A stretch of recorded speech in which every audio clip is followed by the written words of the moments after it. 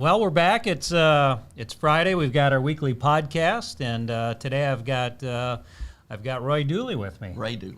Oh, I got you. You just told me about your twin brother. And it happens my entire life. That's what you did to me. So Ray's got a twin brother named Roy. You guys look exactly alike and sound alike, right? Exactly. Yeah.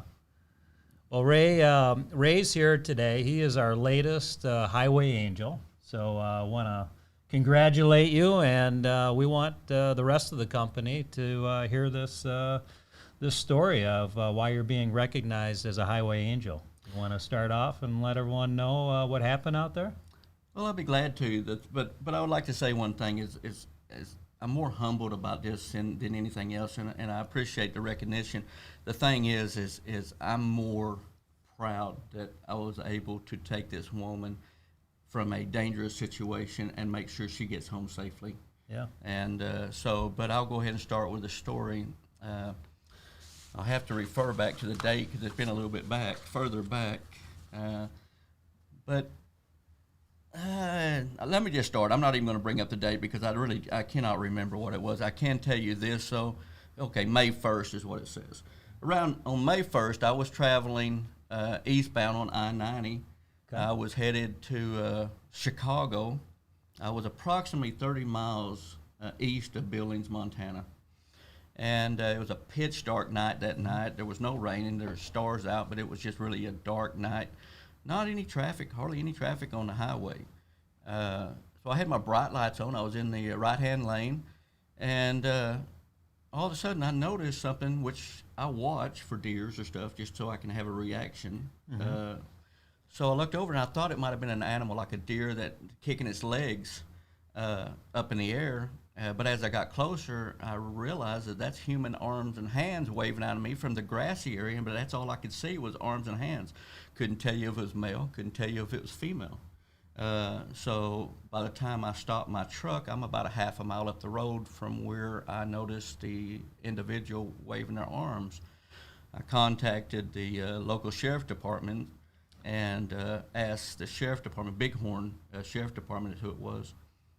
Stayed on the phone with the dispatcher, told her my history. I'm a former law enforcement officer, and I told her that. And I said, I do not know what I have. I don't know if I have an injury. I don't know if it's male or female. I don't know if this might even be a setup where somebody's just trying to get my attention and steal my truck and trailer. So I asked for her to dispatch a sheriff deputy to my location. So you're driving down I-90, and you see something flailing off to the side of the road. On the right-hand side, yes. Okay. And that was same direction that you were going? Same direction of travel? Yeah, she was on the right-hand side as I was going eastbound. I was in the right-hand lane, and so I had my bright lights on. Yeah. So how far up ahead did you notice this? I probably caught a glimpse of some type of movement a quarter mile back. Like I said, it was a pitch dark night. My bright lights were on, but I just saw something that got my attention. And until I got closer, I couldn't tell what it was. So like deep grass in the ditch? Or? Yeah, she wasn't in. It wasn't. It was more of a drop off. Mm-hmm. It was high grass. The person was laying in the grass, and all I could see as my headlights got her was arms and hands waving. And that's when I knew somebody was in trouble or this was some other situation. Mm-hmm. So at that point, the sheriff department got on the phone. You pull over. Yeah, I did. And it took about a half a mile to stop the truck, by the time to do a safe stop. Yeah. And I didn't even get out of the truck until I contacted the sheriff department. I let them know who I was, what I saw, didn't know what was happening, that if they would send a deputy my way, and then I asked the dispatcher to stay on the phone with me. And the dispatcher did, it's a female dispatcher. And so by the time I turned my four-ways on, I got out of my truck, grabbed my flashlight, I even had time to put my flares out because I didn't want nobody to hit my truck.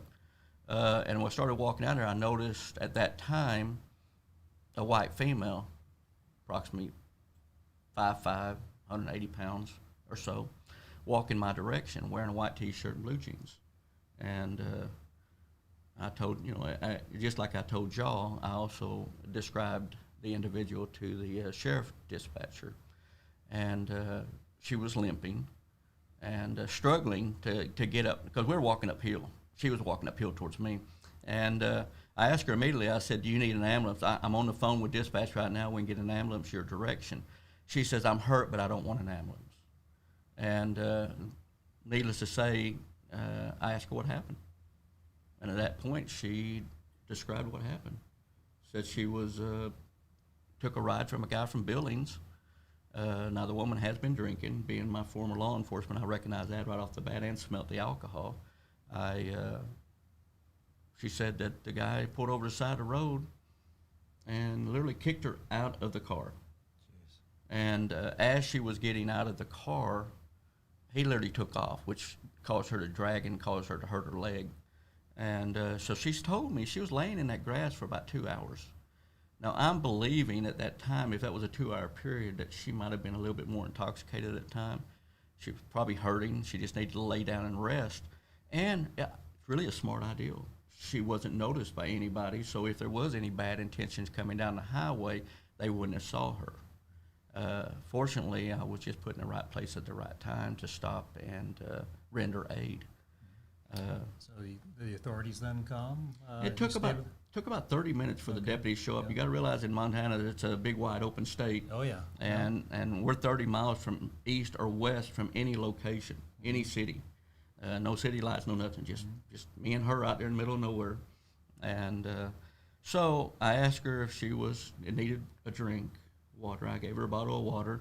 She said she was hungry. I gave her a Pop-Tart because that's all I had. And she ate it.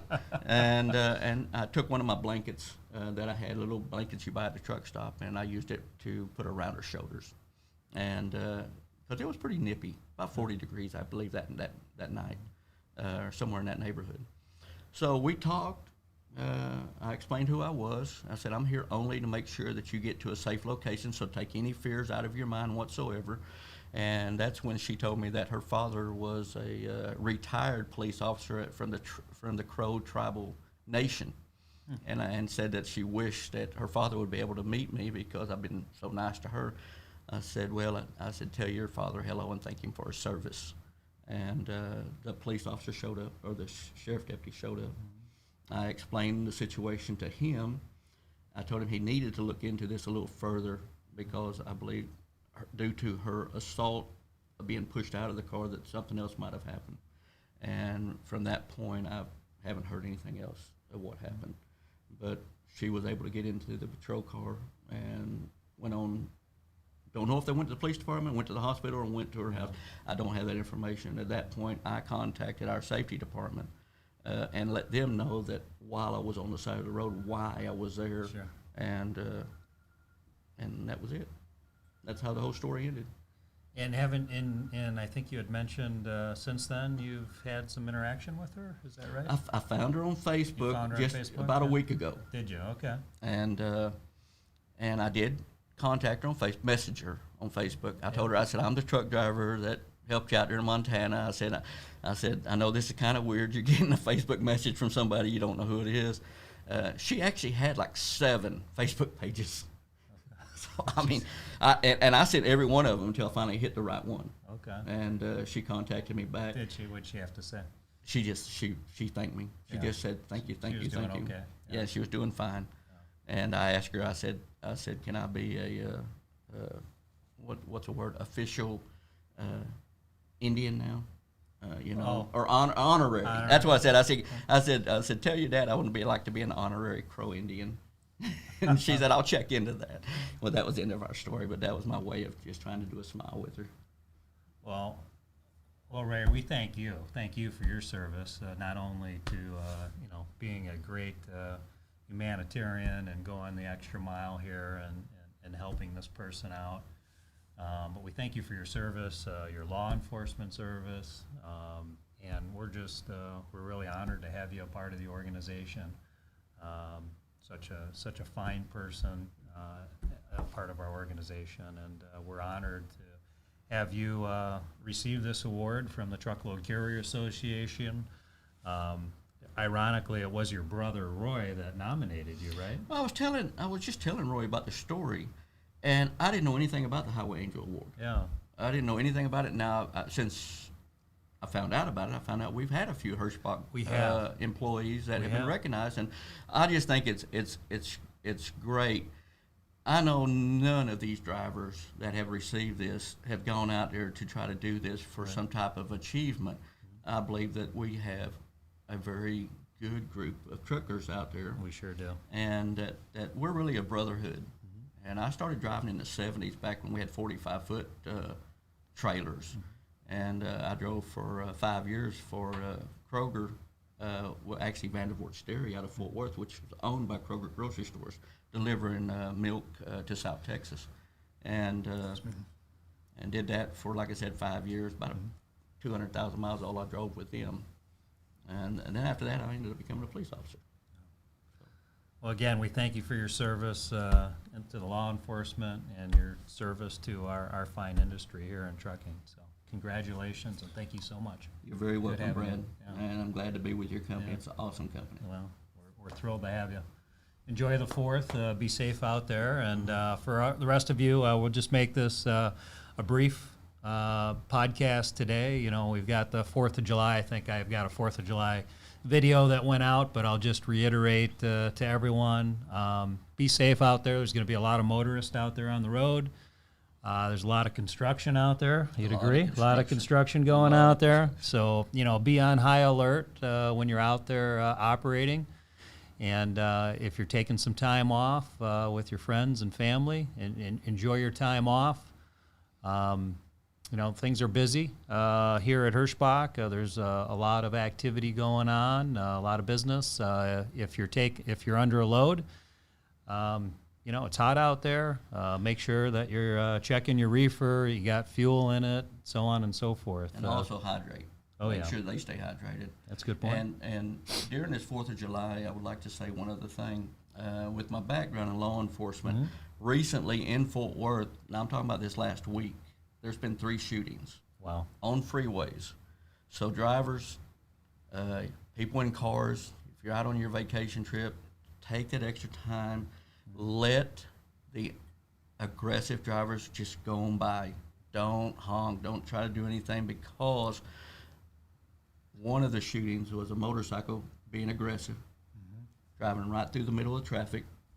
Decided, because one car tried to move over that didn't see the motorcycle stopped in the middle of the highway, took a weapon, started walking towards the driver, who had his family in the car, but was also a concealed carry individual. He stepped out of the car, told the guy to drop his weapon. He didn't. He shot and killed him. Wow. And I hear this because I was in law enforcement in that area, and so I get all the tips of everything that's happening. And the very next night, not even 10 miles from that location, off of 820 and Blue Mountain Road, another road rage incident where a person was shot and was in serious condition as of right now, just for road rage. So let them drivers go by. Yeah. That's great advice. It's the safest way to operate out there, not only to avoid crazy situations like that, but give yourself a cushion and, you know, be able to stop that vehicle at all times. You never know what situation you might come across. Exactly. Right. Exactly. So, well, great advice. Also, you know, be safe out there, not only on the roadway, but with the 4th of July. It's going to be a lot of festivities with COVID and having a dampered 4th of July last year. I think there's going to be probably some crazy fireworks activities going on out there. Everybody's been trying to get away for a year and get out. They're all getting out. Right. Yeah. And that's a good with the bad. Yeah. Well, pay attention out there. Be safe. Enjoy yourself. And thank you, everyone. Take care. We'll see you next week. Okay. Great job.